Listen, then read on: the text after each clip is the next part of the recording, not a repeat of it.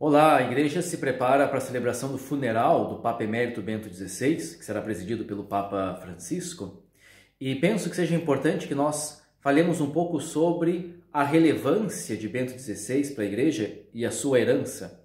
E antes ainda, é importante contextualizar o teólogo Ratzinger. Ratzinger, como praticamente todos os teólogos europeus do século XX, e é claro, agora ainda no século XXI, tinha uma preocupação fundamental: falar de Deus ou da fé para o homem moderno.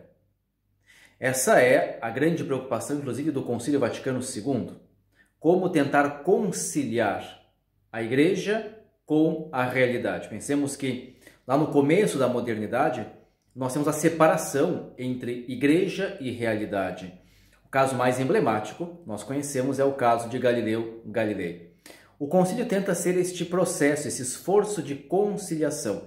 E os teólogos europeus fazem todo um grande esforço para isso. Aqui nós temos grandíssimos nomes como Rahner, como Congar, enfim, a Europa trabalhou muito essa temática. Ratzinger também entra neste veio de teólogos europeus que trabalham isso, tem esta grande preocupação de fundo.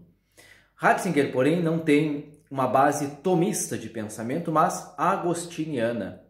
Tomás, nós sabemos, tem na sua raiz Aristóteles. Agostinho, nós sabemos, tem na sua raiz o platonismo ou neoplatonismo. A ideia principal de Platão era a ideia de que nós temos dois mundos separados. O mundo das ideias, que é o mundo perfeito, e o mundo das sombras, que é o mundo que nós chamaríamos hoje de mundo real ou mundo concreto.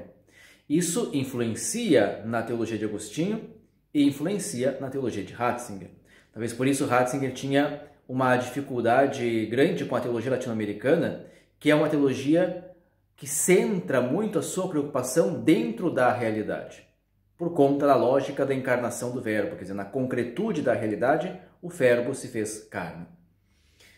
Agora, uma coisa importante, já no pontificado de Bento XVI, é olhar para ele como um homem muito humilde. Por que isso é importante? Porque é a humildade de Ratzinger, na minha pequena opinião, a sua maior herança. Ratzinger, depois Bento XVI, por ser um homem muito humilde, quem conheceu diz que era muito simples, muito gentil, mas muito humilde, não foi apegado ao poder. E isso lhe deu a capacidade de fazer o quê? De enfrentar as estruturas de poder dentro da igreja.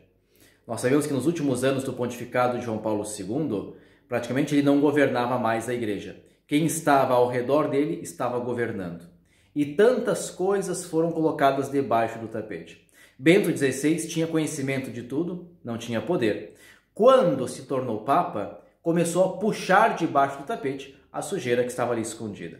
De modo muito particular, lembremos que Bento XVI enfrenta dois grandes problemas: os casos de pedofilia e abusos sexuais na igreja, e aqui o símbolo máximo talvez seja o caso do fundador dos Legionários de Cristo, que ele enfrentou, e os casos de escândalos de corrupção, especialmente ligados à corrupção financeira dentro do Vaticano, o Banco do Vaticano, que ele começa também a desenterrar.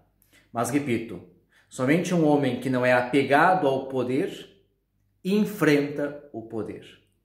E é claro que quando ele abdicou, quando ele renunciou, o motivo, evidentemente, ele deixou claro, era por idade, porque estava muito cansado.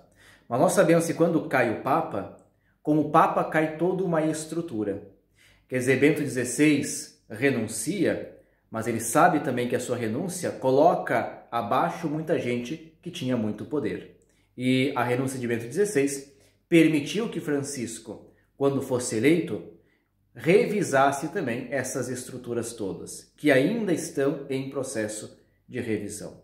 Penso que é importante que nós guardemos esta herança espiritual de Bento XVI, não apenas intelectual, mas espiritual de Bento XVI, como um homem humilde e um homem da igreja. Pode ser que nós não concordemos com todas as suas ideias, pode ser que nós tenhamos dificuldade em alguns pontos do seu pensamento, mas Bento XVI foi um homem da igreja e um homem muito convicto daquilo no qual acreditava.